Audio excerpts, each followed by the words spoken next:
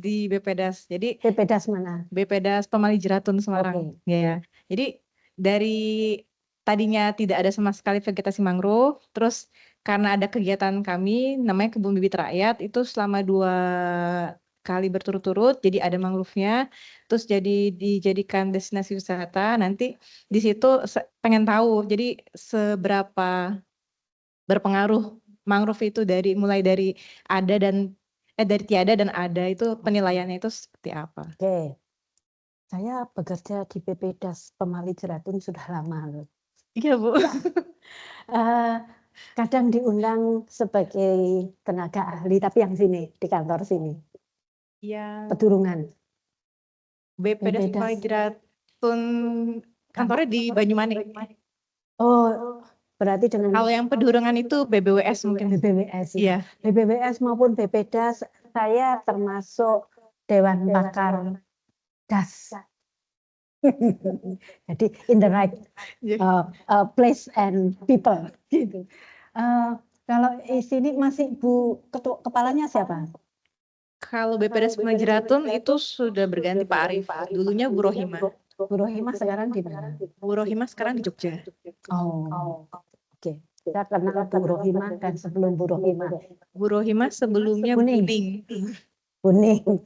Nah, Buning kan terus di kementerian. Iya, betul. Jadi mulainya dari Buning. Tapi sebelum Buning juga sudah, cuman tidak begitu intens. Balik ke mangrove. Berarti yang mau dilakukan, saya masih belum nangkep yang akan dilakukan. Apakah mau valuasi ekosistem mangrove di desa bla bla bla bla? Itu yang dimaksudkan. Betul. Benar. Iya. Judulnya itu kalau valuasi, ya betul. Saya sudah memberi 2 judul loh ya. 3 judul loh. Hah? Makasih, Bu. Cerita tapi saya tanya topik sebentar. Saya nangkepnya itu kan harus mencerna dulu. Jadi judulnya nanti valuasi ekosistem mangrove di desa X. Untuk pengembangan ekowisata, bla bla bla bla. Saya punya penelitian mangrove, tapi lebih ke arah potensi stok karbon, mitigasi perubahan iklim. Publikasi saya mangrove banyak, nanti silahkan disitir. Siap. Semuanya sudah. Siap. Udah dapat judul. Dapat kan? Iya. Jadi Diki 1 ada 2. Jadi saya bicara stok karbon sedimen di Pasar Bangi Rembang, itu kan hasil reboisasi. Next time-nya desanya itu nanti panggilannya siapa? Yulia. Mbak Yulia, sorry, Mbak Bu, Mbak aja. Mbak aja. Jadi Mbak Yulia, Pasar Bangi dulunya kalau tidak ditanam, ini sudah generasi ketiga yang nanam mangrove itu. Saya kenal dari generasi pertama. Waktu itu saya masih dosen muda di Undip. Nah, mereka nanam kalau tidak nanam mangrove, desanya hilang. Sehingga namanya kan Pak Yati ya, di Rembang itu, dia dapat Kalpataru. Yang di Rembang Pasar Bangi itu sudah 70 tahun hasil reboisasi. Tapi sudah menjadi 60 hektar, sehingga akhirnya masuk kawasan KEE. Nah, nanti itu jadi hasil 70 tahun, stok karbon sedimennya 30, paling rendah 34, tertinggi 73, sekian. Artinya ekosistem mangrove untuk mitigasi perubahan iklim, kalau reboisasi saya lebih recommended itu. Publikasi kedua di Tuntang, di Bedono ini sudah under review. Sama, karena saya kemudian bandingkan. Tahun ini saya mau menghitung stok karbon rawa pening. Saya mau bandingkan dengan mangrove. Ekosistemnya memang berbeda, tapi sebenarnya masing-masing daerah perairan itu kan punya potensi untuk mitigasi perubahan iklim. Jadi mainmu nanti di situ.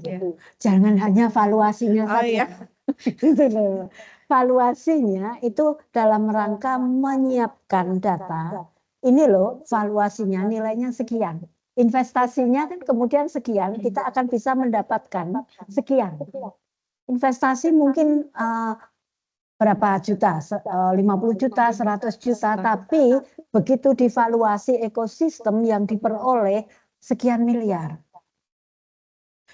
Baru kemudian pakai literatur nggak apa-apa. Kalau ini berkembang berdasarkan data Pasar Bangi, Tuntang, Bedono, potensi untuk mitigasi perubahan iklim kan tinggi. Jadi tidak harus diteliti. Kalau mau neliti ya S3. Karena biar mau cepat lulus atau cepat lulus. Wah, cepat lulus. Nah, ya, kalau cepat lulus artinya sorry.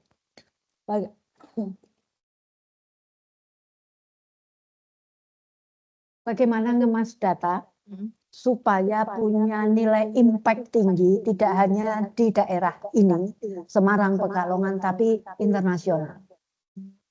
Mangrove punya potensi, tidak semua negara punya.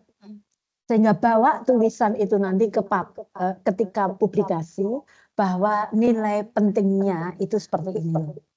Jadi penelitian memang lokal di Pekalongan, tetapi harus bicara global. Ambil contoh-contoh dari negara lain. Tuh, tekan pembahasan. Siap. Tidak, justru karena kita mau bicara di skop global. Jadi meskipun S2, tapi kan jangan hanya bicara lokal. Bahwa penelitian ini berkontribusi di aspek global. Itu harus itu dimulai karena saya yakin ini nanti potensial untuk lanjut S3. Optimis juga gitu ya. Oke. Terima kasih, Bu. Oke, baik. Lanjut yang online, siapa mau memulai?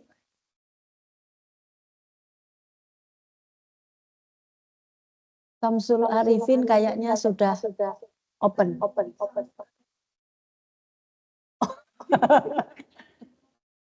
Oh begitu, silakan. Siapa? Mas Khairul Anwar tadi kayaknya sudah open mic. Silakan.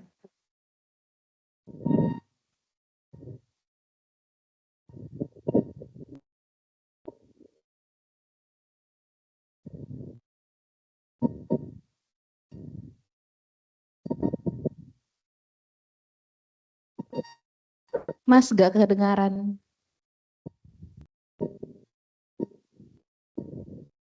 Belum masuk, Mas, suaranya.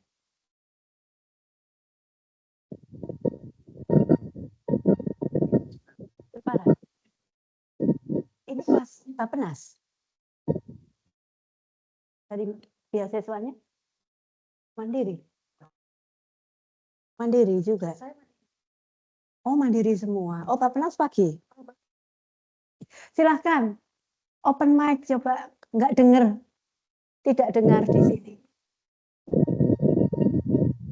Nggak masuk suaranya.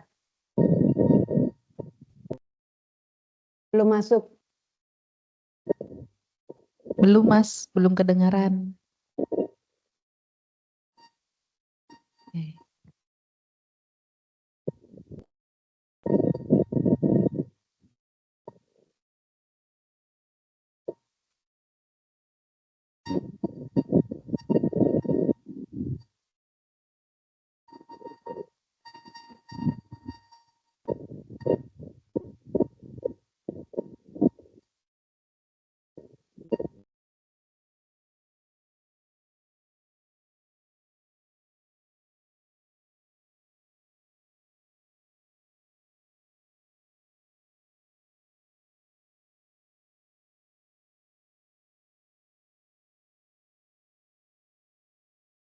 Dicoba yang lain dulu coba. Apakah semuanya bermasalah? Ya, ini bisa dengar ini Andreas Nugroho. Ya. Ya, Prof, izin memperkenalkan saya Andreas Nugroho. Aslinya dari Boyolali tapi tinggal dan bekerja di Papua, Prof. Di mana? Papua. Ya, Prof. Ya. Untuk rencana tesis untuk ini Prof, penanganan AMDK, Prof. Cuman memang dari saya belum begitu tajam ya, Prof. Mohon pencerahannya, Prof. Apa tadi tentang apa, mau apa? AMDK, Prof. Penanganan AMDK, botol AMDK, air minum dalam kemasan. Singkatannya AMDK, air minum dalam kemasan. Saya sedang saya harus menghadap sini atau menghadap mana ini? Kayaknya saya harus menghadap kamera sini ya. Ini lebih kelihatan ya. Oke. Ya, Prof. Oke. Saat ini silakan masuk. Saat ini saya sedang menulis joint paper dengan Prof. Peter Gel. Ada kaitannya dengan air minum kemasan. Nah, pas kan? Jadi air minum kemasannya lokusnya mau di mana? Rencananya di area kerja kami, Prof, di area PT Freeport Indonesia, Prof. Oke. Karena ada kecenderungan produksi air minum kemasan ini kan meningkat. Sementara sumbernya itu diambilnya dari mana? Problemnya kan di situ. Ini nanti yang saya sampaikan dijadikan latar belakang. Karena dia ngambilnya kan dari groundwater, ya enggak? Ya, Prof. Groundwater ketika dipompa terus diambil, pasti lama-lama kalau bahasa Jawanya itu gerong. Tahu gerong ya? Tahu gerong? Bolong ya, Prof. Bolong, betul. Nah, itu nanti akan menjadikan masalah. Jadi salah satu contohnya kenapa Semarang itu selalu flooding, rob, karena pemanfaatan groundwater. Sehingga tidak hanya land subsidence yang menyebabkan penurunan tanah, tetapi juga pemanfaatan groundwater. Jadi penelitiannya menarik karena nanti harus bicara itu. Dan rodok-rodok nyerempet harus berani menyampaikan bahwa maksimal yang boleh diambil itu sekian. Kalau tidak mau ini turun. Gitu ya. Baik, Prof. Gitu. Jadi judulnya apa ya kalau seperti ini? Rancangan judulmu apa? Rancangan judul, ya rencananya ini, Prof, pemanfaatan AMDK kan ada itu, Prof.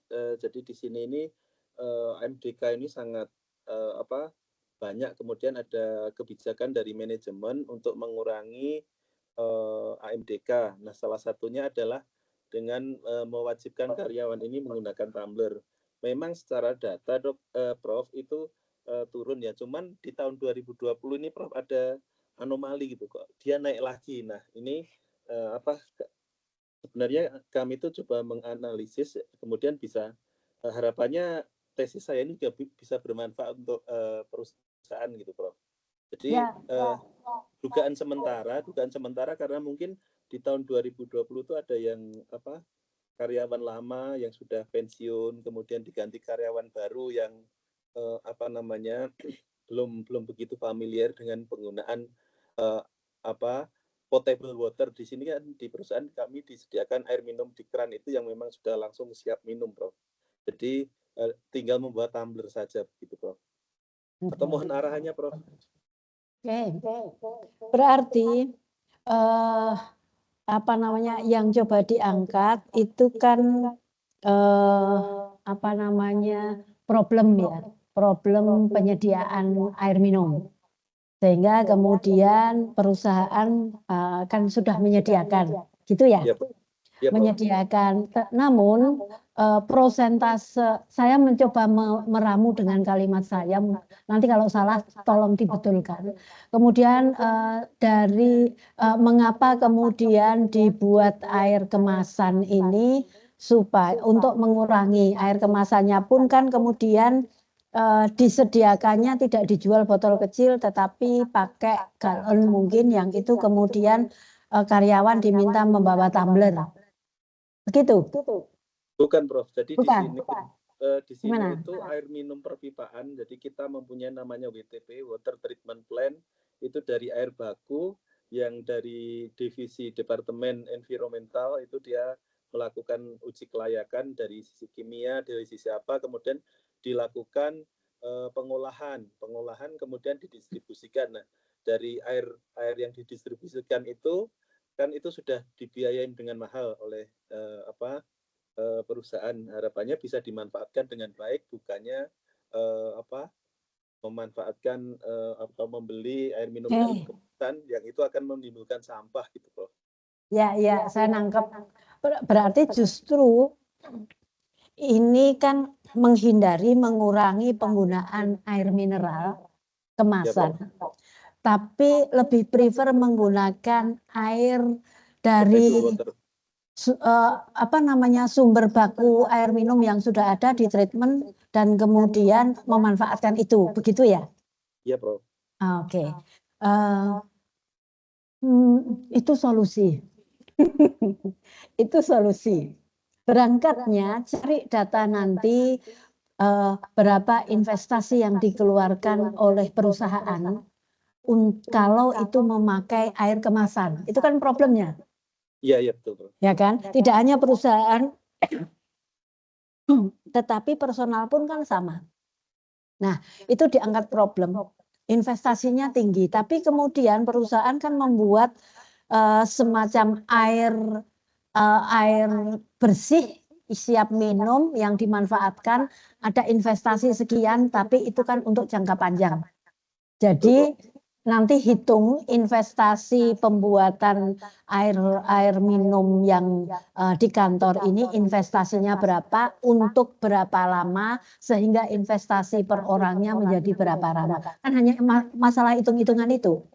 Tapi sebenarnya tidak hanya sekedar hitung-hitungan itu data. Apa yang kemudian disampaikan memang investasinya cukup relatif tinggi. Sekian, tapi itu untuk jangka panjang sekian dan mampu menyediakan untuk sekian orang. Sehingga jatuhnya mungkin berapa rupiah per hari. Nah, itu kan penghematan luar biasa, tidak hanya sisi uang, tetapi kan sisi plastiknya juga. Gitu. Menarik itu. Jadi untuk S2-nya dapat, untuk perusahaan dapat, sehingga nanti lulus S2 terus naik jabatan. Naik jabatan gitu ya. Oke. Bagus idenya. Jadi dapat dua-duanya gitu. Iya, Prof. Dulu kita punya loh kelas kerjasama dengan Freeport. Jadi kelasnya di sana, dosennya yang ke sana. Ya. Nanti Mas Andreas ini, Pak Andreas ini yang akan coba dibuat kelas kerjasama dengan Freeport lagi. Rencana begitu, Prof. Cuman waktu itu pada waktu tahun lalu itu akhirnya kayak mengendur isu itu. Sebenarnya sudah banyak yang berminat. Akhirnya saya karena saya merasa harus cepat gitu ya, sudah saya daftar sendiri. Nanti misalkan tahun depan atau semester depan ada kerjasama, mungkin kan saya secara administrasi bisa digabungkan, gitu, Prof. Ya. Silahkan diperkuat karena dulu kita pernah kok selama beberapa tahun. Jadi ada saat di mana dosennya ke sana, ada saat di mana mahasiswanya ke sini, modelnya blok sistem. Jadi sekali dia datang seminggu, itu kan ngapain kuliah hanya 2 jam, kan rugi. Nah, jadi seharian itu full sampai malam. Sehingga model seperti itu. Nanti silahkan dilaporkan ke pimpinan ya untuk untuk kelas kerjasama itu. Itu menguntungkan karena SDM nanti kompetensi meningkat, tapi meninggalkan perusahaan, meninggalkan kantor kan tidak lama. Itu karena, lagi-lagi kan hitung-hitungan BEP-nya dengan mendatangkan kita ke sana atau mereka yang ke sini, tapi tetap ada momen di mana misalnya pas ujian itu harus di sini. Jadi biar kenal Undip. Ya. Baik, lanjut. Siapa sekarang?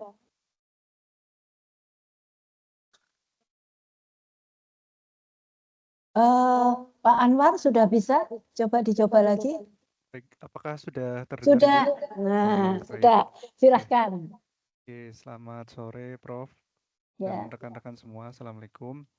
Perkenalkan Prof, nama saya Hairul Anwar, biasa dipanggil Anwar. Dulu S1-nya di Teknik Lingkungan Undip. Rencana tesis saya terkait dengan kajian daur hidup produksi listrik di pembangkit listrik, Prof. Atau life cycle assessment, G. seperti itu. LC ya? LCE nggih. Oh. Banyak soalnya mil yang LCE. Ya, nggak apa-apa. Keep going. Nggih. Sudah bekerjanya di situ? Nggih, Prof. Di Jepara. Biasanya. Di mana? Di PLTU Jepara, Prof. Jepara. Nggih. Oh, yang Jepara ya ini ya.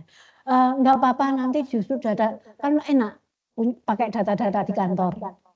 Nggih, gitu, Prof. Hanya kelemahannya saya sudah pesan dari awal ya. Jangan nanti tesisnya seperti laporan. Baik. Laporan kajian. Tetapi kemas data-data itu disitir, dikemas, itu kemudian menjadi tulisan saintifik. Dibahas, didukung oleh jurnal-jurnal gitu. Karena penelitian LCE banyak, saya juga bimbing LCE makanya familiar. Jadi dari yang semula seperti laporan itu nggak bisa mas seperti ini. Dukung, ini ubah menjadi data, kemudian dibahas dan didukung oleh referensi. Aman, Mas Anwar. Jadi pakai data-data kantor, rugi kan kalau nggak dipakai, gitu ya. Judul nanti menyesuaikan. Ya, artinya LCE-nya muncul, tetapi ada rule of the game. Biasanya untuk lokasi yang itu kan punya perusahaan ya. Kadang-kadang ada perusahaan yang nggak berkenan. Meskipun itu orang dalam, ya kan. Jadi sometimes nanti juga harus urus izin penelitian. Meskipun di kantornya sendiri, nggak apa-apa, dilakukan aja itu untuk memenuhi aspek administratif. Sehingga judulnya nanti LCE-nya PLTN Jepara jangan dimunculkan di judul, tetapi munculnya di metode. Sehingga harapannya seperti yang lain-lain tadi, kita kan maunya globally, muncul globally, sehingga nanti PLTN secara keseluruhan. Gitu ya. Oke. Terus, siapa lagi yang belum? Arinda? Oh, Arinda di sini. Silahkan. Kok saya familiar ya wajah-wajahnya? Sudah pernah ketemu? Oh, makanya. Saya kok familiar ya? Oke. Selamat sore Prof, nama saya Arinda Tiranovia. Untuk background sendiri, saya S1-nya manajemen FEB di Undip juga. Kemudian melanjutkan di MIL ini. Untuk rencana tesis saya itu kebetulan kemarin dosen pembimbingnya sudah keluar Prof sendiri. Iya.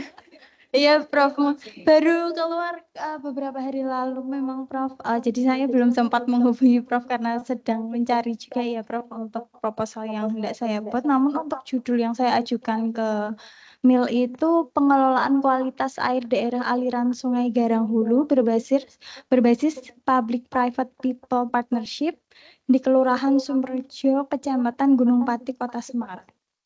Jadi untuk fenomenanya itu nanti mengangkat jadi ekosistem das yang tidak berkelanjutan seperti daya tampung, kemudian daya dukung dan juga ekosistem dasnya itu sendiri, Prof. Mungkin nanti untuk fenomenanya nanti dikaji lebih lanjut. Namun untuk sesuai dengan jurnal yang sudah saya baca, itu ada seperti limbah domestik dan industri juga Prof untuk di Sungai Kaligarang tersebut. Seperti itu. Meskipun saya calon pembimbingnya. Saya mencoba mencerna. Jadi penelitiannya mau studi kasus di daerah Gunung Pati. Iya. Ya, bagaimana masyarakat memanfaatkan air. Iya, jadi untuk mengukur kualitas airnya juga Prof, karena kan juga digunakan oleh masyarakat di sekitar. Kemudian untuk berbasisnya itu yang tadi Prof, yang Public Private People Partnership itu. Public Private Participation. Okay, People Partnership. Oh, berarti ini sudah ada atau mau dikembangkan? Ini untuk jurnal-jurnal sebelumnya memang sudah ada Prof. Awalnya di Gunung Pati sendiri itu sudah ada atau belum? Oh belum. Oke. Berarti kan harapannya Berarti di sana ada problem daya dukung, daya tampung air. Iya. Yang salah satu penyebabnya adalah bagaimana masyarakat memanfaatkan air itu Betul. tidak secara bijaksana, sehingga perlu dicari. Kalau ini terus terjadi, maka sumber baku air akan berkurang. Betul. Oleh karena itu, maka perlu dikembangkan sistem yang pas untuk di sana, gitu ya. Oke. Saya sudah membuat pendahuluan latar belakang problemnya, ya kan? Jadi sehingga solusinya adalah oleh karena itu maka kan ada banyak metode yang bisa diaplikasikan untuk pemanfaatan sumber baku air minum. Tinggal sebutkan apa dukung referensi. Nah, untuk Gunung Pati dengan kondisi bla bla bla bla bla bla referensi, maka sepertinya yang paling pas adalah ini. Apa tadi singkatannya? PP Public PP singkatannya saja. Nanti di singkatannya itu awal. Jadi maka yang paling pas adalah itu. Mengapa itu bla bla bla bla bla referensi. Sehingga cari datanya, berarti kan harus datang ke sana, respondennya berapa, ikuti apa namanya referensi yang ada. Jadi semakin banyak responden semakin bagus. Hasilnya seperti apa? Apakah masyarakat defensif tidak mau menerima? Ataukah masyarakat sebenarnya mau menerima tapi tidak tahu apa yang harus dilakukan? Pandai-pandainya membuat kuesioner. Intinya kalau penelitian kemasyarakatan itu. Kalau kita ingin dapat data yang bagus, ya buatlah kuesioner yang langsung to the point.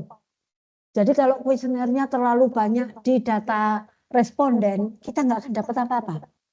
Data responden perlu laki-laki, perempuan, umur, latar belakang. Oh ternyata nanti latar belakang itu mempengaruhi pemahaman mereka begitu itu. Jadi silakan. Intinya kalau penelitiannya panggilannya siapa ya? Mbak Ari enggak. Mbak Ari lebih ke arah aspek pendekatan sosial. Ilmu lingkungan, ini materi lingkungan, ilmu lingkungan dulu. Ilmu lingkungan pastikan sudah hafal A, B, C. Kasusnya berarti aspek B-nya kuat karena mau meremediasi. A-nya ada, C-nya itu kan orang sana memanfaatkan tumbuhan ini untuk ini. Nah, semuanya pasti ada A, B, C, hanya tidak harus sama rata. Nggak harus 33,33%. Nggak, tergantung. Mangrove pasti B-nya lebih kental. Karena bicaranya di mangrove-nya. Aspek B-nya, aspek abiotiknya kualitas air, lahan, perubahan iklim. C-nya bagaimana ngajak masyarakat untuk ayo kolaborasi nanam bersama. Gitu kan ya. Kemudian kualitas air sungai kan sama. Aspek B-nya nanti yang dicari apakah mau fitoplankton. A-nya kan yang lebih kental. Karena kan kualitas air memenuhi enggak standar baku air standar baku mutu air sungai. PP 22 tahun 2021. Jadi aspekmu B-nya harus kelihatan atau mau riparian vegetation, tumbuhan yang di pinggiran itu kan. Itu kan berkontribusi. Nah, terus kalau Mbak Ari berarti kan aspek C-nya yang kuat. Nah kan di kelas ini sudah ada contoh aspek A yang kuat. Nah apa namanya Mas siapa tadi? Taufik. Nah aspek B yang kuat mangrove dan apa tadi tumbuhanmu namanya? Purun danau.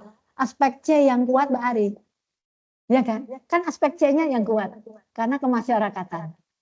Kemudian Mas Anwar aspek A-nya juga kuat karena kan LCA pasti juga ada data biotik nanti di sana, itu juga harus dimunculkan. Kebijakan C-nya mungkin lebih ke arah kebijakan. Bagaimana PLTN di luar negeri itu dikembangkan, itu kan harus diadopsi. Oke, good. Dwi Puspa. Oh, Dwi Puspa. Tias tadi ya. Kamtiah Ningsih. Prof, izin. Silakan. Assalamualaikum warahmatullahi wabarakatuh. Saya biasa dipanggil Kamti, Prof. Mungkin pernah ngobrol sebentar pas dulu matrikulasi itu, Prof, di Rawapening, Prof. Ya. Kami sebenarnya kelas riset, Prof, sehingga kami semester 1 kemarin alhamdulillah sudah ujian proposal terkait dengan rencana tesis. Kami mengambil kajian pengolahan air limbah berbasis elektrokimia dengan elektroda low cost dan unsacrificial pada industri kecil menengah batik printing. Studi kasusnya di Kecamatan Pekalongan Selatan, Prof. Oke. Sama, Pekalongan ya. Terus tentang apa? Tentang pengolahan air limbah batik dengan menggunakan teknologi elektrokimia, Prof. Oh, penelitian itu sudah banyak. Limbah batik di Pekalongan juga sudah banyak. PR-nya adalah cari sesuatu yang belum dikerjakan orang. Karena saya pernah uji di UGM, dia remediasi limbah batik. Nah, karena penguji, saya menanyakan sesuatu yang dia baru dapat pencerahan itu, malah terus kemudian datang ke peneliti. Ya. Halo. Iya, nggih, Prof. Oh, saya pikir ada yang manggil-manggil ya. Oke, jadi cari sesuatu yang berbeda ya. Oke. Banyak referensi yang bisa digunakan. Artinya kalau banyak jurnal yang bicara tentang limbah batik Pekalongan, cari topik-topik yang di jurnal itu masih terbatas. Sehingga disitulah nanti keterbaruannya novelty-nya di situ. Supaya tidak plagiasi. Gitu ya. Jadi enggak masalah apakah metodenya ini kombinasi yang sudah banyak. Ini adalah metode, tadi kan metode apa? Elektrokimia. Nah, metode elektrokimia sudah pernah digunakan memang, tapi tidak untuk mengolah limbah pabrik batik misalnya saja seperti itu. Tapi digunakan untuk mengolah limbah yang lain. Itu referensi. Sehingga celah itu yang ditangkap, oh ternyata yang memanfaatkan elektrokimia itu untuk industri yang lain, belum di industri batik, misalnya saja seperti itu. Izin Prof, memang untuk penelitian terkait dengan elektrokimia sudah banyak di berbagai jenis karakteristik air limbah, tapi novelty kami adalah dengan menggunakan elektrodanya yang low cost, Prof. Jadi dari elektroda berbasis karbon. Oke, kalau selama ini menggunakannya elektroda logam, Prof, yang itu adalah mahal seperti itu. Makasih, Prof. Oke. Justru perbedaan itu nanti yang dikuatkan ya di dalam proposalnya. Supaya pokoknya tunjukkan perbedaan dengan penelitian-penelitian sebelumnya. PR-nya mahasiswa ketika membuat proposal meneliti itu. Karena kalau tidak mampu menunjukkan perbedaannya, nanti ada, berarti plagiasi kalau sudah ada yang meneliti. Gitu ya. Oke. Sudah semuanya atau ada yang belum? Mana? Gabung nggak? Mana? Oh, di sini nggak muncul. Silahkan, Mas Reza. Ini Prof, mohon izin Prof. Perkenalkan saya Zuniditya Hafiz, Prof. Dari background S1-nya itu di Teknik Lingkungan, di S2 di MIL ini untuk terkait rencana tesis. Itu kurang lebih tadi similar dengan beberapa rekan-rekan terkait dengan penilaian daur hidup atau life cycle assessment di bidang atau sektor stockpile batubara, Prof. Oke, jelas sih, cuman saya kok suaranya agak biarpet. Mohon maaf ya, Mas Reza. Dari mana? Mohon maaf Prof, dari bagaimana Prof? Dari mana? Enggak, kerjanya di mana? Ini posisi di mana? Oh iya, saya bekerja di konsultan proper Prof di Semarang Prof. Proper di Semarang. Di Semarang betul Prof. Oh, di Semarang. Semarang atau Cemara? Semarang. Di Semarang Oke. Prof. Oke. Iya, Prof. Nah yang mau dilakukan apa?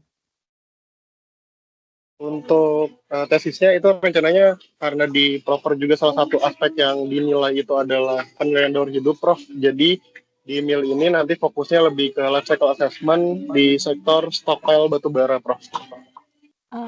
Apa tadi? LCA ya? Bukan? Betul Prof. Betul Prof. LCA di mana?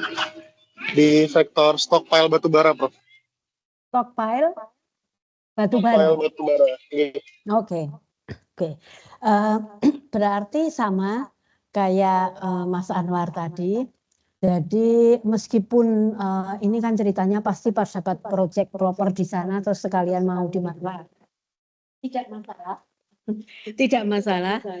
Namun tetap dari sejak sekarang diurus izinnya supaya nanti itu bisa dilaporkan di tesisnya dan apa namanya batu baranya boleh muncul tapi X-nya namanya perusahaan itu jangan dimunculkan. Seandainya dimunculkan itu di metode dan itu sudah seizin perusahaan. Dibuktikan dengan suratnya itu. Karena nanti pada saat mulai seminar proposal SHP sampai ujian itu akan ditanyakan. Itu ya. Oke, berarti LCA 2 orang, judulnya LCA enggak apa-apa, cuma nanti harus kemudian keluar solusi begitu, seperti yang saya ungkapkan di awal tadi, gitu ya. Oke. Baik Prof, terima kasih banyak Prof. Sama-sama. Sudah semuanya? Kalau sudah, berarti sekarang kuliah dimulai. Saya nanti penjelasannya mencoba mulai hari ini mengakomodir, mencoba memberikan manfaat pada semua topik meskipun tidak sepenuhnya begitu ya, tetapi pasti contoh-contohnya akan coba saya ambil di situ. Oke.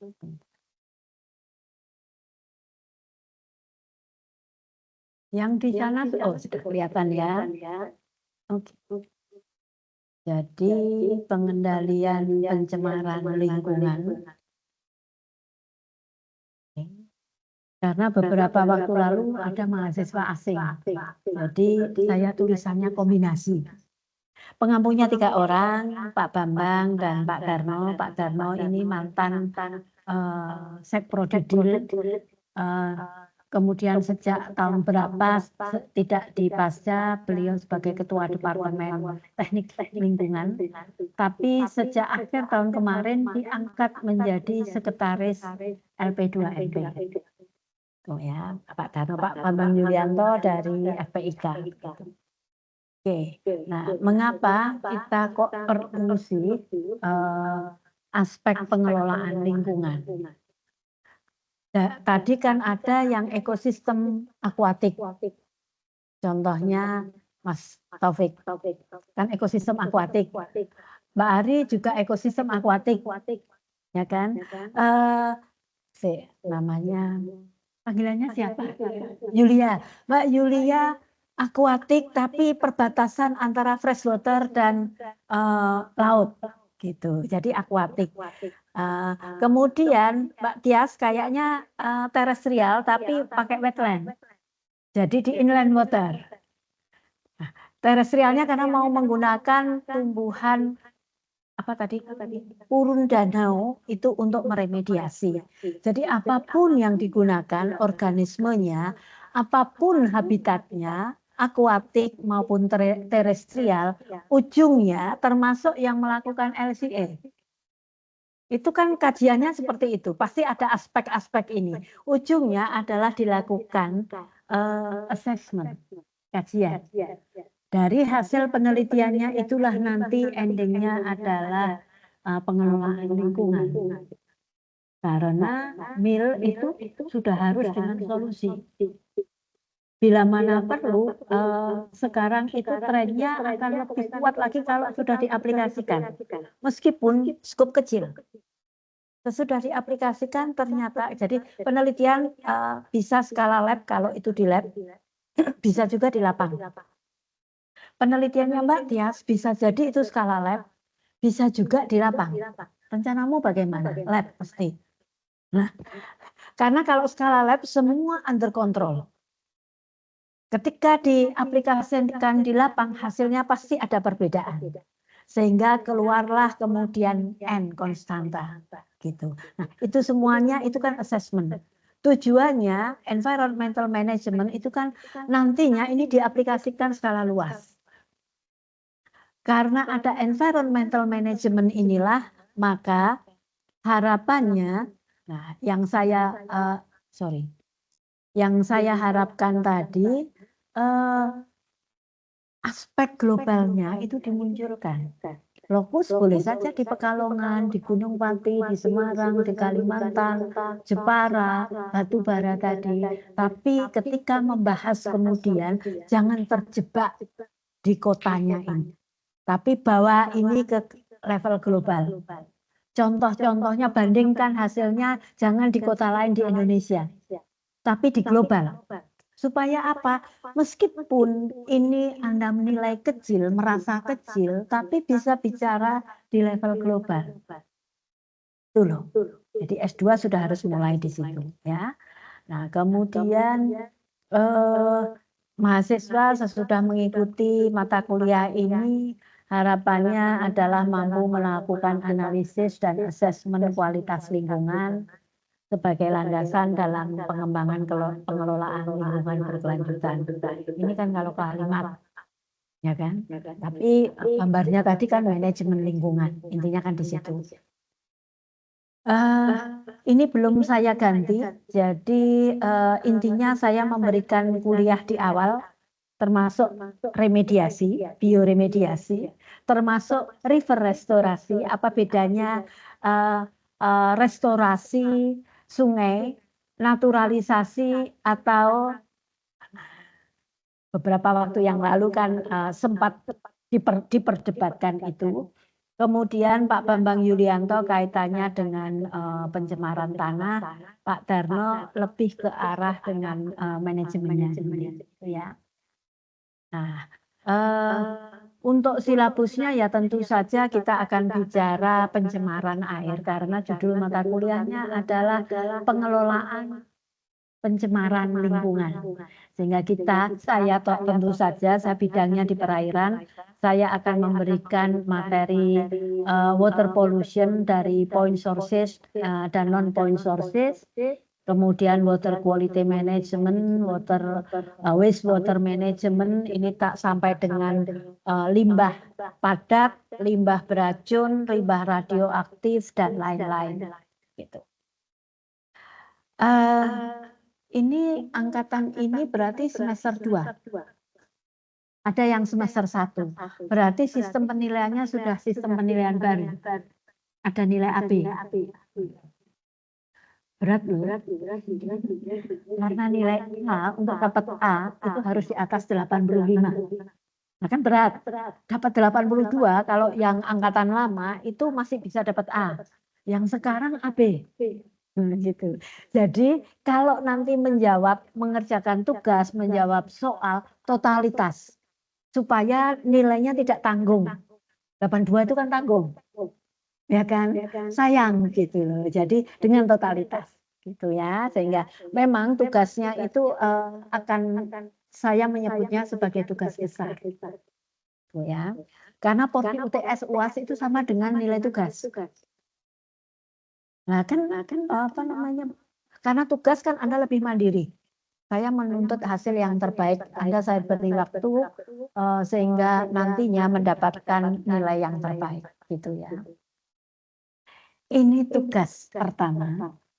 Silahkan pilih salah satu problem lingkungan. Pilih saja yang terkaitkan dengan rencana tesis. Sehingga dari mata kuliah ini saya mengajak mahasiswa untuk curi start, membuat proposal. Ya enggak? Latar belakangnya tadi kan sudah saya buat. Tinggal buka rekamannya kan Anda tulis dukung referensi. Jadi curi startnya di situ. Termasuk tinjauan pustaka, nanti kan Anda tinggal mengumpulkan macam-macam. Kadang-kadang di SPS di sini ini mengadakan semacam workshop untuk bibliometrik, ikuti saja. Bibliometrik itu sangat membantu untuk pendahuluan, untuk menunjukkan posisi penelitian di mana. Sehingga nanti dimunculkan pakai Force Viewer. Force Viewer gampang, banyak jurnal tulisan tentang Force Viewer dalam bahasa Indonesia. Lakukan itu untuk mendukung bahwa ini loh penelitian saya beda dengan penelitian yang lain yang saya sampaikan tadi. Kalau sudah banyak, kita kan harus menunjukkan bedanya dengan yang dulu-dulu. Nah, makanya kajian bibliometrik itu penting. Nah, yang ini silahkan nanti ambil kasus misalnya pencemaran batu bara, bagaimana pemanfaatan sumber air yang tidak bijak. Itu kan problem. Solusinya apa? Ada apa namanya remediasi, fitoremediasi ini solusi untuk menjawab problem di sini. Nah, problemnya ini yang dimunculkan. Jadi silakan itu nanti dikemas sebaik mungkin. Kalau itu dilakukan dengan baik, benar, dan totalitas, Anda bisa submit ke jurnal. Nyalengi persyaratan ujian. Meskipun ini tugas mata kuliah, tapi kan terkait erat dengan tesisnya, ya kan? Sehingga biasanya Anda tetap di first author, pembimbing keduanya tetap co-author, saya paling belakang. Saya memberikan ide untuk ditulis saja. Kemudian kalau ada satu sesi karena ini tidak banyak, masing-masing nanti kita sediakan 1 hari semuanya mempresentasikan. Sehingga saya bisa memberikan masukan. Itulah kontribusi saya. Hari ini kan saya sudah berkontribusi. Masih ada 4 kali pertemuan lagi, saya masih bisa berkontribusi. Jadi saya nggak mau nama saya ada tanpa saya berkontribusi. Gitu ya. Tuh. Jadi saya mencoba membantu Anda curi start, buatlah paper. Anda buat dengan bagus, ada ya yang submit dikit-tiga diterima.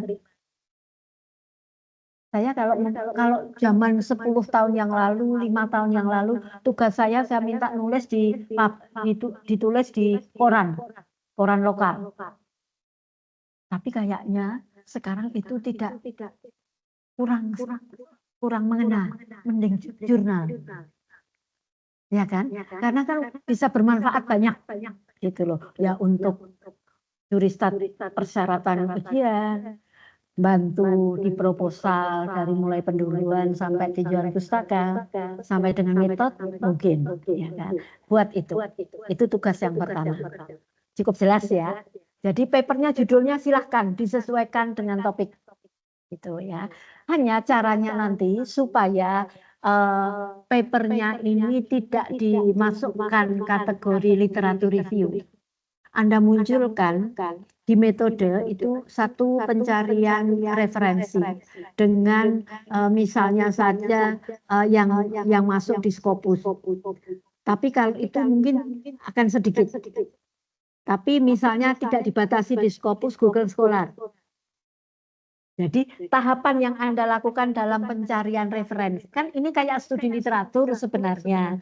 Hanya tulisannya tidak dikemas sebagai studi literatur review. Karena kalau ini literatur review yang disubmit, karena minimal 70 atau 100 referensi. Tapi kalau ini dikemasnya sebagai kajian Kan ada metodenya pencarian referensi, tahapan-tahapan itu dijelaskan. Minimal referensi 40 ya. Gampang. 40 itu 10 paragraf sudah 40.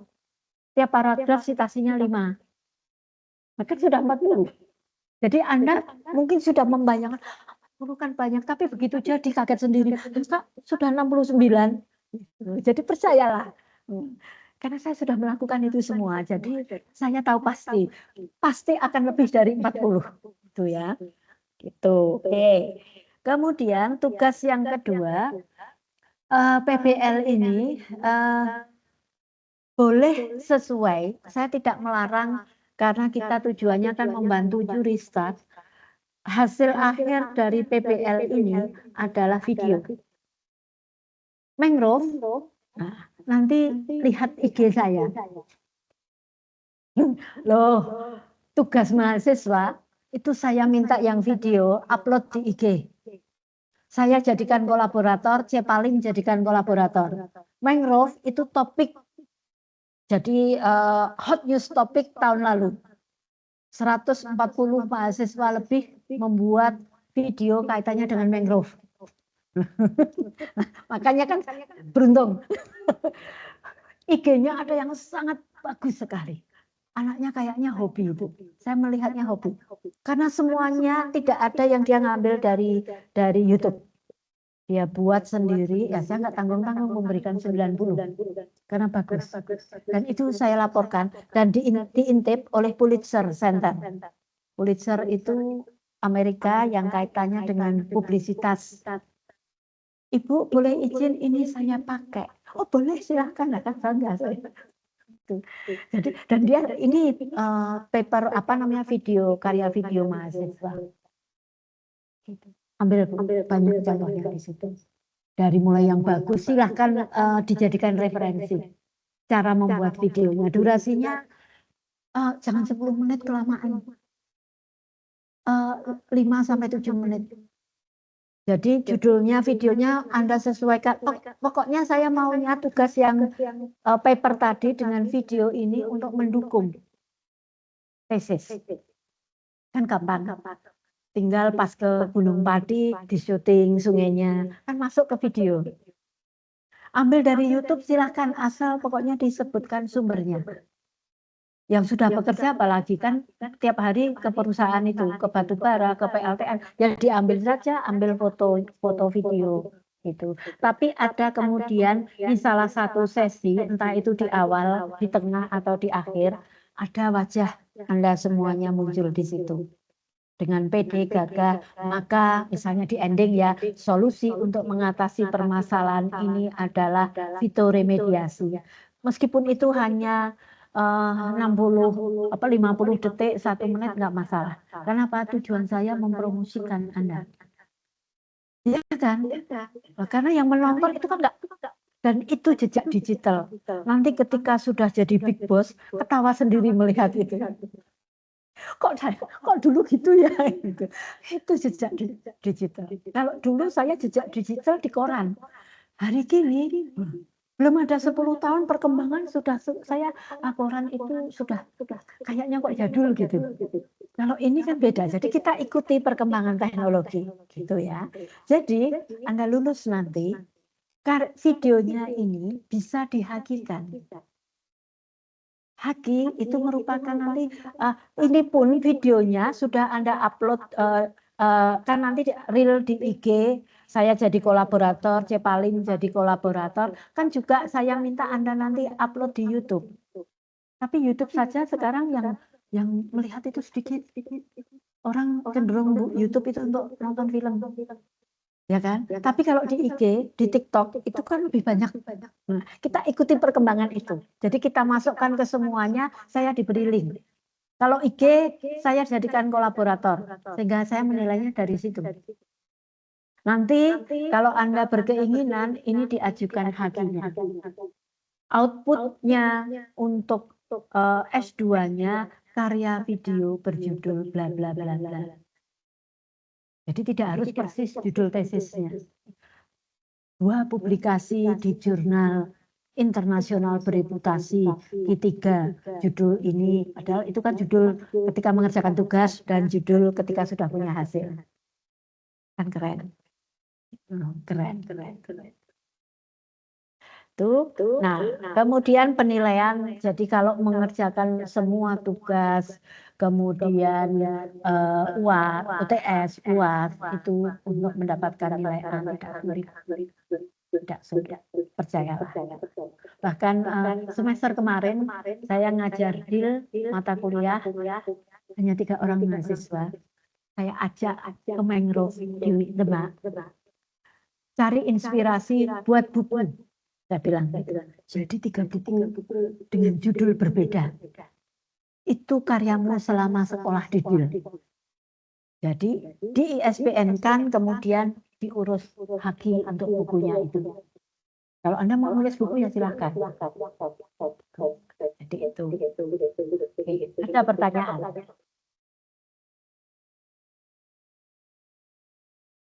Ya.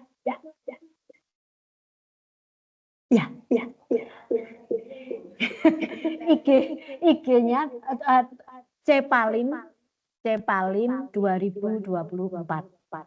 Itu official. Karena Cepalim itu Cepalim biasa. Cepalim gandeng 2024. Itu nanti dijadikan kolaborator sama Tri Suprabowati, itu punya saya. Jadi biasanya kolaboratornya saya minta itu. Kalau Tri Suprabowati kan pribadi. Kalau Cepalim itu official gitu. Jadi itu banyak video yang dibuat oleh mahasiswa yang banyak di situ karena kemarin itu saya pas ngajar di teknik mesin. Mahasiswa teknik mesin semester 1 itu karyanya saya kaget loh. Idenya ada aja. Saya lihat itu hiburan karena ketawa. Idenya itu macam-macam pokoknya. Nah, silahkan itu dilihat gitu ya. Oke. Sudah. Yang mana?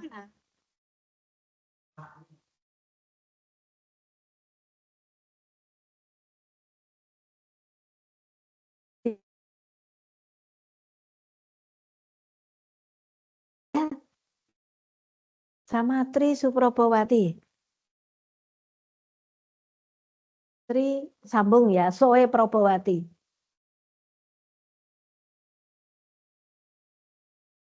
Ya kan? Sudah, silahkan follow dan lihat. Itu karya adik-adik. Saya kaget ternyata anak muda sekarang kreatif-kreatif, pinter-pinter. Anak semester 1, nah buat banyak. Oke. Buka HP dulu ya.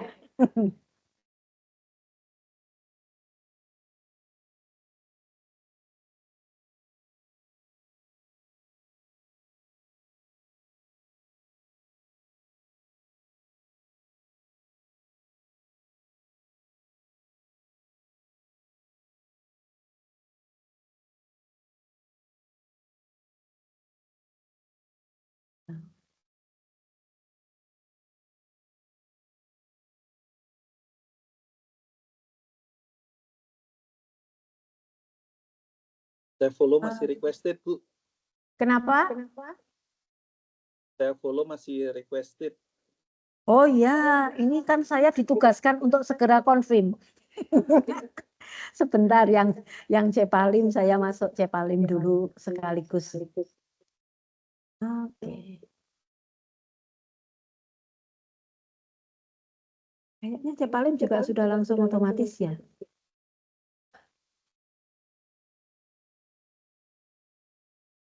Iya. Karena punya saya pribadi kenapa dikunci karena saya dapat message yang nggak enak. Kok jadinya gini enggak, terus saya kunci akhirnya. Jadi gitu. Kita mau lanjut teori sedikit. Ini jam berapa? 4:30 ya? Oke, 1/4 jam. Karena saya belum sholat.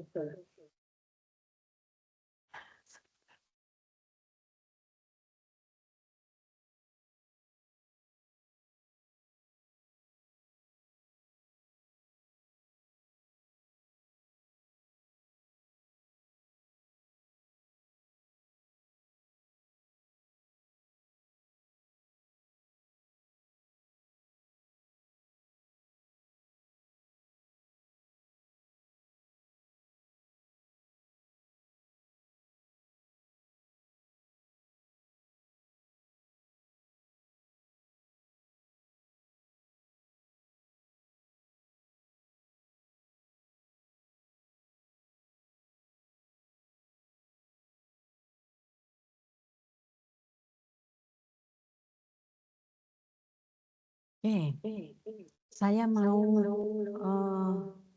memulai sebentar. Apa sih itu pencemaran? Ya. Gimana? Oh, sudah bisa dibuka ya sekarang.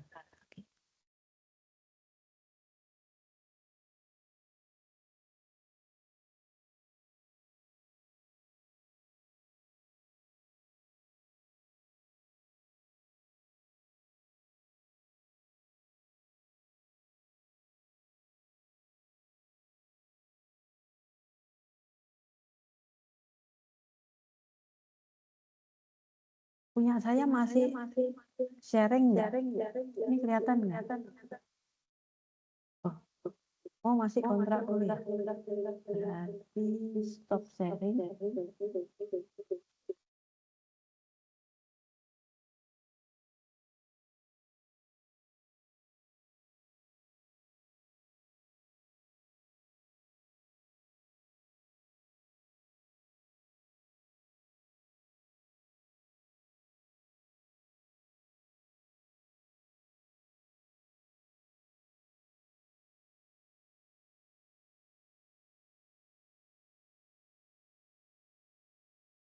Sudah kelihatan ya yang di sana juga ya.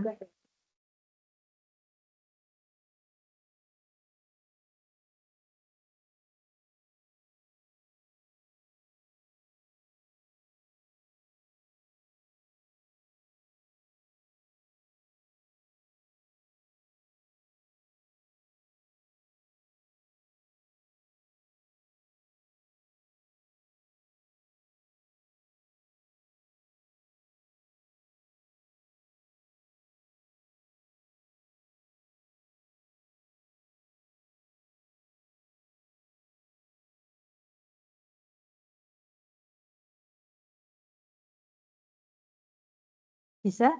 Kalau tidak bisa saya klikkan. Saya klikkan ya. Atau set hadir semua. Kan harus datang semua kan ya ini. Gampang. Oke. Oh satu gagal. Dwi Puspa. Kok gagal? Oh, di sini nggak mau. Anda nanti menghubungi Mas Has karena belum disetujui dosen wali IRS-nya. Lah ya, dosen walinya siapa nanti yang tahu Mas Has. Ngomong ke Mas Has. Sudah. Tapi ini keterangannya. Tapi ini kan saya nggak bisa apa-apa. Nanti biar Mas Has pun nggak bisa ngabsen kan kalau masih IRS-nya belum disetujui. Ini foto nanti dikirim ke dosen wali.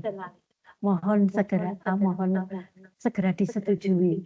Nanti yang absenkan kalau dosen sudah menyetujui dia diklikkan Mas Has. Itu ya. Oke. Stop sharing. Saya mau sharing yang lain.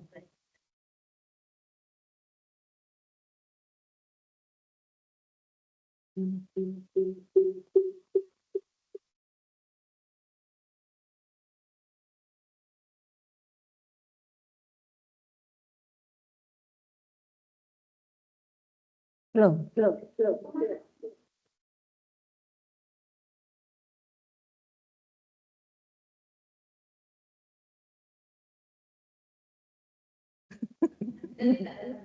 Iya. Baik, saya hanya memberi pengantar saja supaya memberikan gambaran dan nanti bisa langsung memulai mengerjakan begitu ya. Kita masuk materi pertama pencemaran. Saya nggak akan memberikan full, saya hanya pengantar saja, lanjutannya minggu depan. Apa sih pencemaran air itu? Kayaknya kaitannya semua kok musle yang datang offline, ini kaitannya dengan pencemaran. Ya kan? Jadi ngambilnya definisi nanti itu dari PP 22 tahun 2001. Ini berarti umurnya kan masih 4 tahun. Bagus. Jangan pakai PP 80. Kan sudah diganti nih. Jadi Jadi ini kan masuk atau dimasukkannya makhluk hidup, zat, energi, dan atau komponen lain ke dalam air oleh kegiatan manusia sehingga melampaui baku mutu air yang telah ditetapkan. Batu bara, PLTN, itu kan kaitannya dengan pencemaran. Jadi pasti kalau di pendahuluan harus ada definisi-definisi itu. Ini contoh pencemaran air itu seperti apa. Nah, sumber dari pencemaran air itu kan ada point sources, sumber langsung, dan non-point sources. Kalau sumber langsung itu gampang karena kelihatan. Tapi yang non-point sources ini yang sulit. Karena kan rembes, bahasa Jawanya. Jadi dari pertanian, dari peternakan, itu kan masuk di gelontor, masuk musim penghujan begini ini masuk ke sungai semuanya. Termasuk yang sudah dia meresap di dalam tanah dengan surface water itu kan masuk kemudian terbawa ke sungai. Nah, ini yang akan memberikan dampak di perairan sehingga ada pencemaran air. Ada kemudian, nah ini melebihi carrying capacity enggak? Jadi ada yang namanya daya dukung dan daya tampung. Berbeda. Daya dukung artinya kemampuan lingkungan untuk mendukung kehidupan organisme itu. Anda ruangan ini daya dukungnya 20. Supaya apa? Nyaman semuanya. Tapi ternyata ya senang jejernya deket-deket gitu. Biar nggak dingin. Ya kan? Namun cukup enggak ketika saya punya kelas 100 orang, saya set di sini. Cukup menampung, tapi enggak bisa duduk. Ya enggak? Itu daya tampung. Ya kan? Daya tampung itu dia kemampuan dia untuk menampung. Maksimal berapa? Jadi daya tampung bisa berbeda dengan daya dukung. Sehingga bahasan MIL ketika bicara aspek lingkungan nanti terkaitkan dengan hal itu. Ada dulu saya bimbing mahasiswa MIL, dia menghitung daya dukung gajah. Tapi pendekatannya jangan bayangkan yang diteliti gajah, enggak.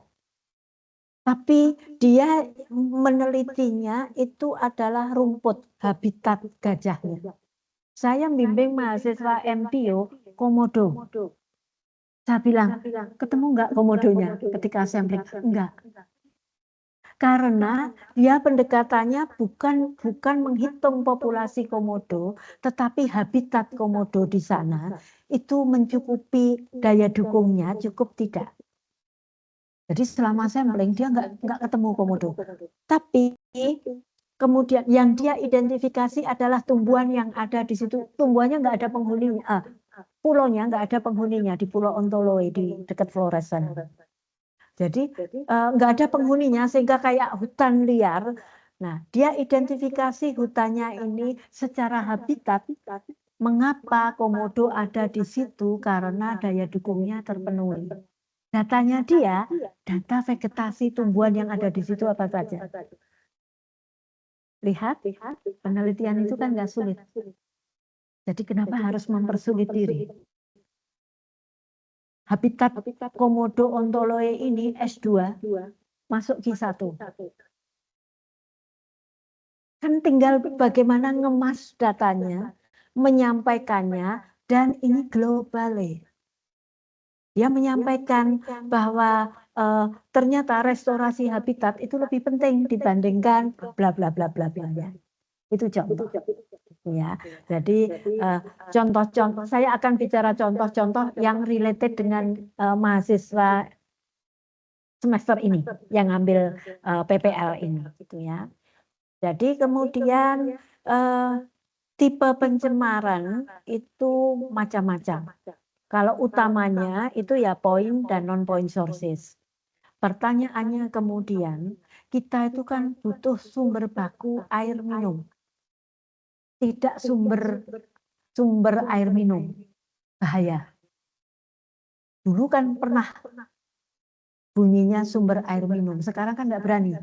Tapi sumber baku air minum, artinya harus di-treatment dulu. Tadi kan yang Freeport, Mas siapa tadi? Andreas ya. Andreas itu kan kaitannya dengan sumber baku air minum.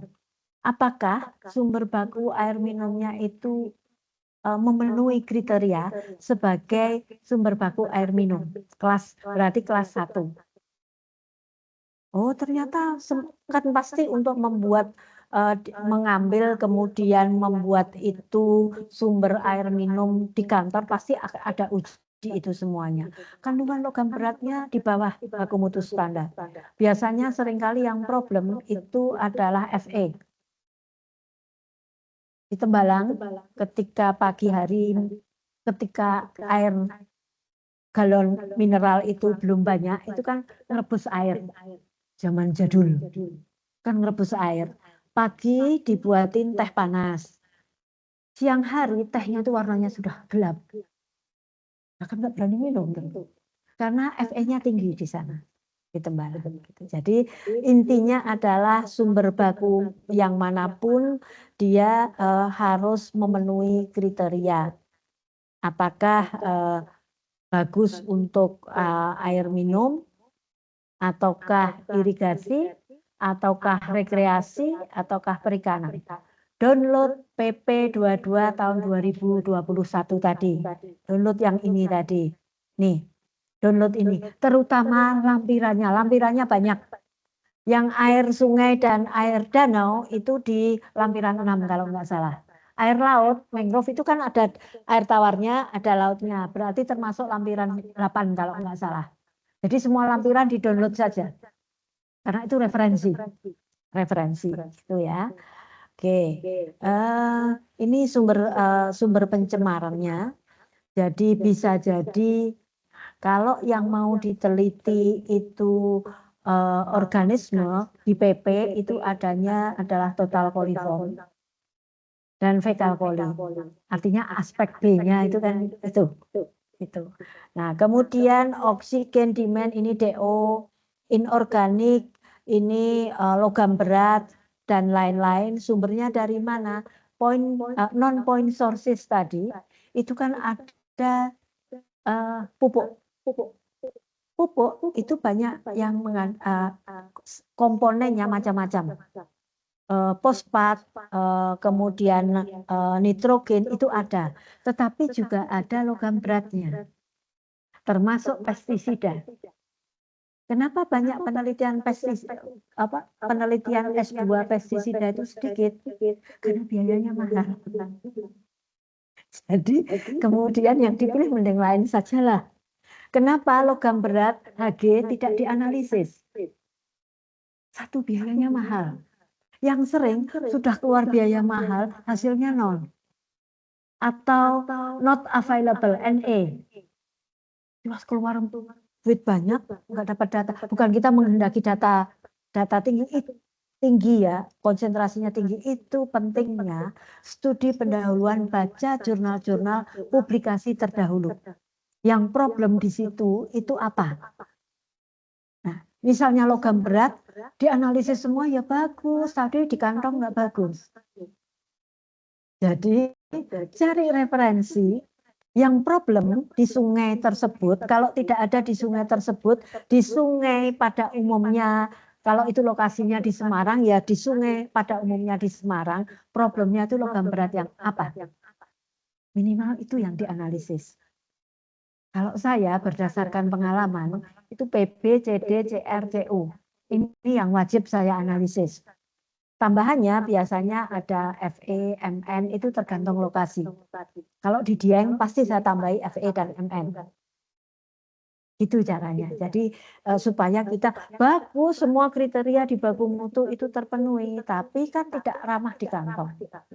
Jadi ambil kunci. Tapi kalau mau melakukan juga nggak apa-apa. Nah, yang ini radioaktif material, saya nggak tahu untuk Mas Anwar tadi kan LCA. Mudah-mudahan ada data ini, itu sangat mahal sekali. Kalau analisis kan biayanya tinggi. Tapi untungnya di kantornya sendiri, jadi pasti bisa mendapatkan data ini, gitu ya. Nah, kemudian nutriennya nitrat fosfat ini dianalisakan, nggak mahal. Jadi kalau butuh menganalisakan bisa di perindustrian, bisa juga kalau saya biasanya di teknik lingkungan, lab lingkungan di teknik lingkungan karena sudah certified di sana. Harganya kayaknya juga lebih murah. Saya nggak tahu kalau untuk mahasiswa MIL dapat diskon apa enggak, saya nggak tahu. Dicoba saja ke sana. Ya. Kemudian materi organik, nah ini kan ada pestisida, deterjen, dan lain-lain. Saya ceritakan saya punya praktikum biologi protista. Praktikumnya itu sebenarnya kan bagaimana mengenal mikroalga termasuk di dalam protista plus protozoa. Untuk mikroalga, kompetensi yang saya berikan ke mahasiswa harus bisa mengkultur mikroalga. Contohnya chlorella, spirulina, seperti itu. Kita sediakan, tapi kemudian tidak hanya mengkultur itu saja. Gunakan mikroalga ini untuk meremediasi. Fitoremediasi, mikroalga, fikoremediasi. Di praktikum itu lebih 160 mahasiswa, tiap kelas saya beri 1 spesies. Nanti satu kelas kita bagi menjadi misalnya saja 5 kelompok. 5 kelompok ini, jadi misalnya kelas ini saya beri chlorella. Nah, chlorella ini kita digunakan untuk meremediasi. Tahun kemarin meremediasi limbah laundry di Tembalang. Hasil praktikum dipresentasikan di international conference dan datang ke Paris di sana. Ke Paris. Saya yang nggak datang, mahasiswa saya yang saya suruh datang ke sana. Karena dibiayai mereka, tetapi ada hanya aspek kecil yang tidak dibiayai. Dan itu kan sesuatu yang sederhana sebenarnya ya, tapi bagaimana kita ngemasnya. Apalagi ini penelitian S2. Saya ini mencoba membangkitkan semangat, jangan takut dengan publikasi. Ijenis ini nanti kan di bulan Agustus. Setiap tahun pasti. Mahasiswa itu kan ada diskon. Kenapa nggak ikut? Ya kan? Papermu tugas tadi kalau tidak juga segera direject terus, ikutkan Ijenis saja. Kan sudah punya kemudian gitu. Itu solusi. Saya nanti akan mandek di sini. Semuanya pasti kaitannya dengan pencemaran ini. Mau batu bara, mau grey water, kemudian mangrove, kemudian sungai, apapun akan masuk ke sini.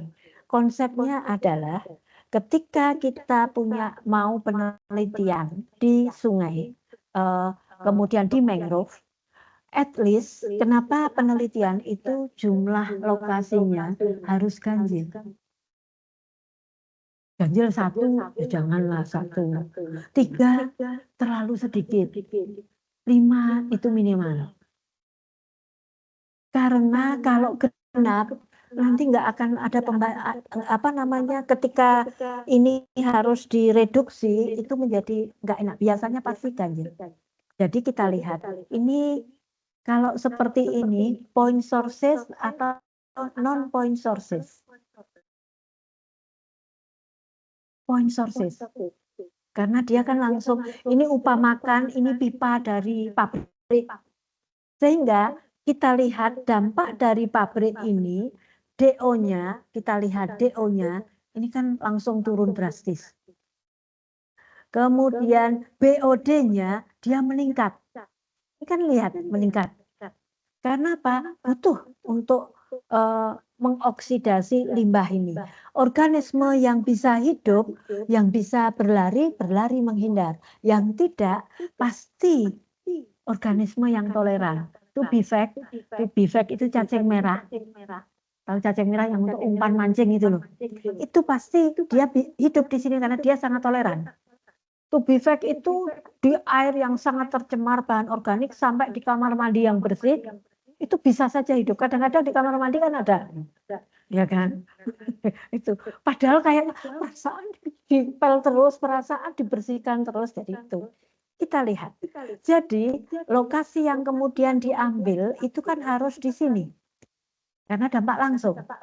Tapi bagaimana kita tahu bahwa limbah point sources ini memang menjadi tertuduh.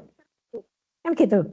Sehingga kita kemudian ambil satu lokasi sebelum limbah ini, sesudahnya, di atasnya di sini ini relatif agak di hulu sebagai kontrol, kemudian di bawah di sini. Ada metode namanya baji. Before berarti kan di sini. After ini kan afternya, C-nya kontrol di atas, di hulu. I-nya impacted, ini. Jadi apapun penelitiannya nanti pasti ada dampak seperti ini. Impacted ini dia sudah DO-nya sudah naik lagi. Kenapa? Sungai pun punya kemampuan untuk purifikasi, menyembuhkan dirinya sendiri. Jadi dari datanya nanti akan kelihatan, oh memang ternyata limbah pabrik X itu mempengaruhi biota air. Anda punya data apa? Fitoplankton misalnya. Secara fisik kimia ternyata memang DO-nya semakin jauh dari pabrik itu semakin naik.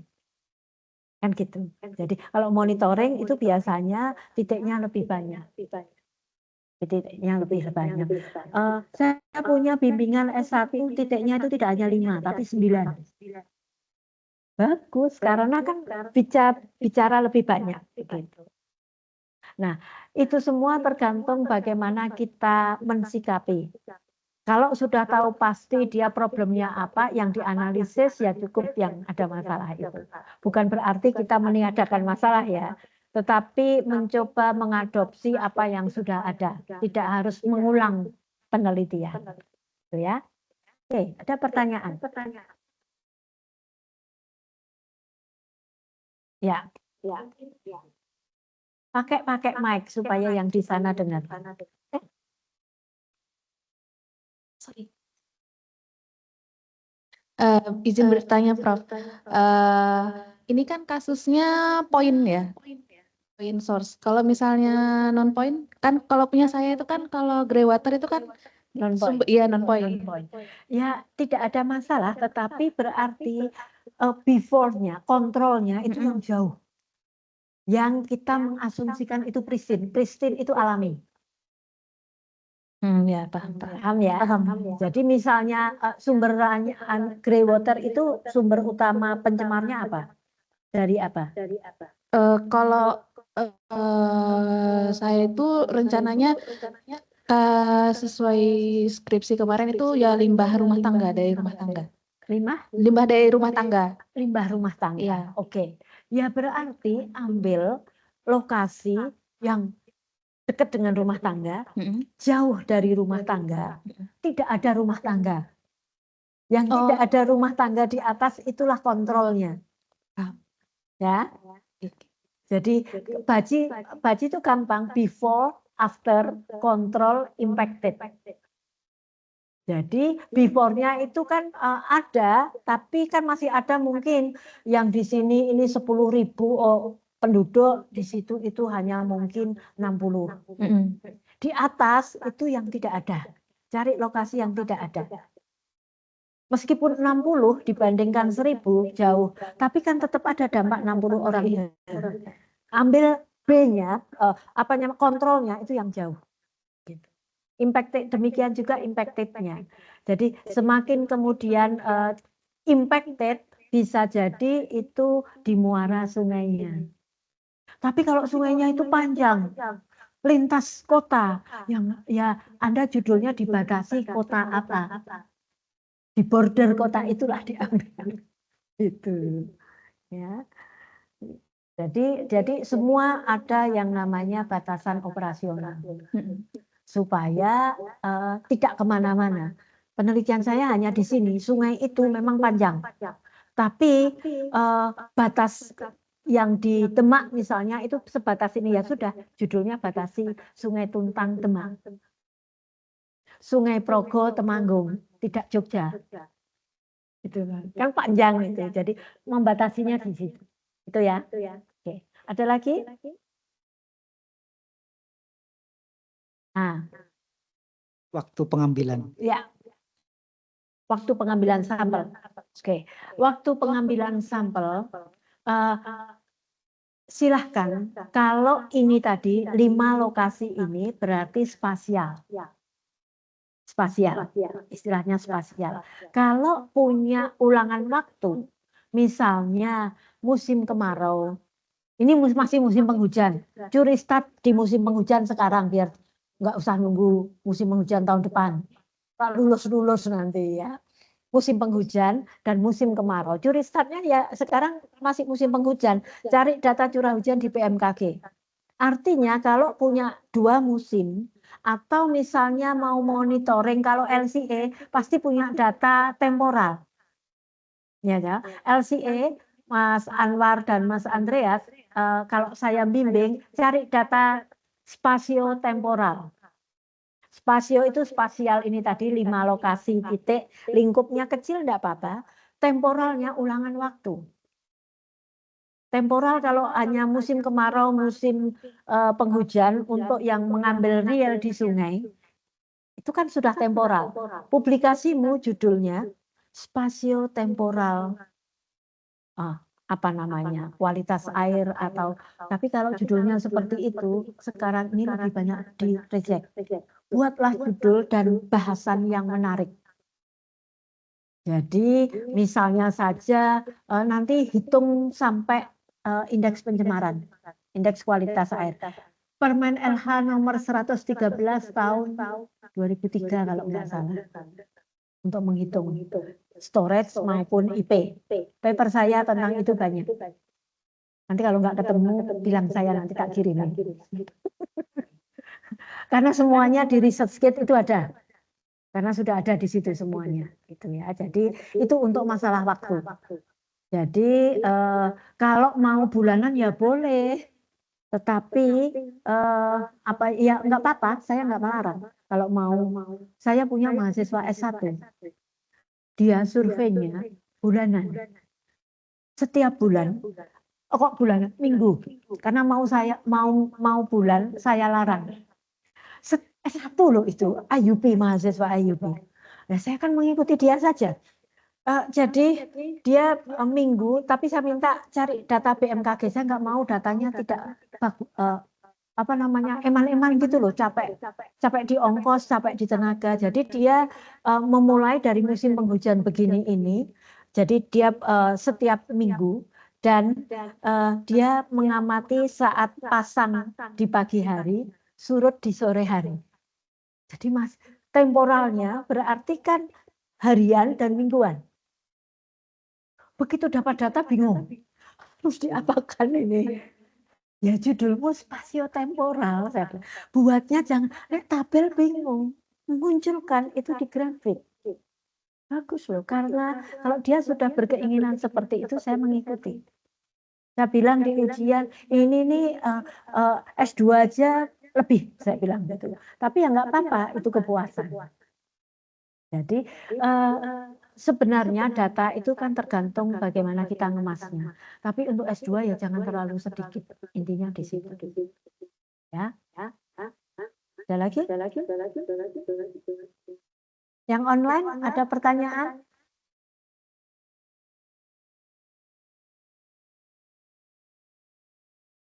Tidak ada? Kalau tidak ada, kuliah kita hari ini kita cukupkan. Minggu depan nanti kita komunikasi. Apakah online ataukah offline, ataukah jamnya saya ganti malam. Karena saya punya agenda kalau jadi itu mau sampling.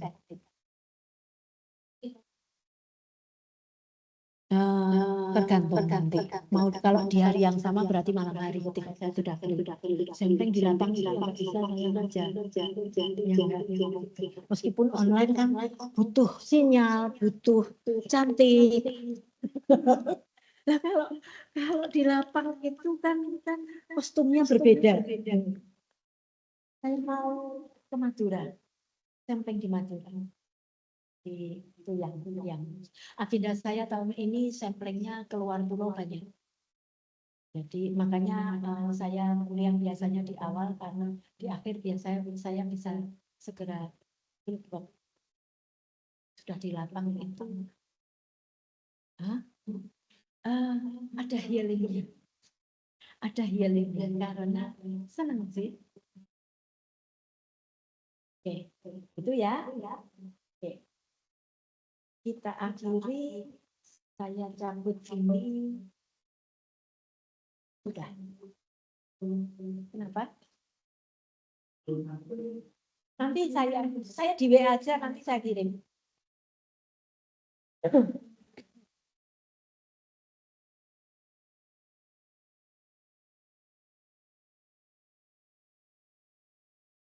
Nanti minggu depan Anda berarti kuliahnya offline terus? Dosennya. Habis ini ada ulang kuliah ya katanya. Terus dia juga online. Oke. Pertemuan pertama saya upayakan offline. Biar kesannya membekas. Online dengan offline berbeda. Ya kan? Rasanya itu beda. Baik saya maupun Anda. Ya enggak? Jadi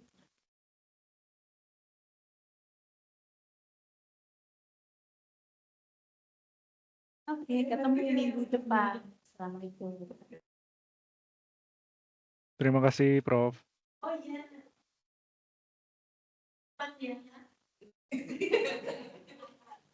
Terima kasih, Prof. Terima kasih, Pak Taufik. Terima kasih semua. Selamat mengerjakan tugas. Yo, sehat-sehat semua. Amin. Mati.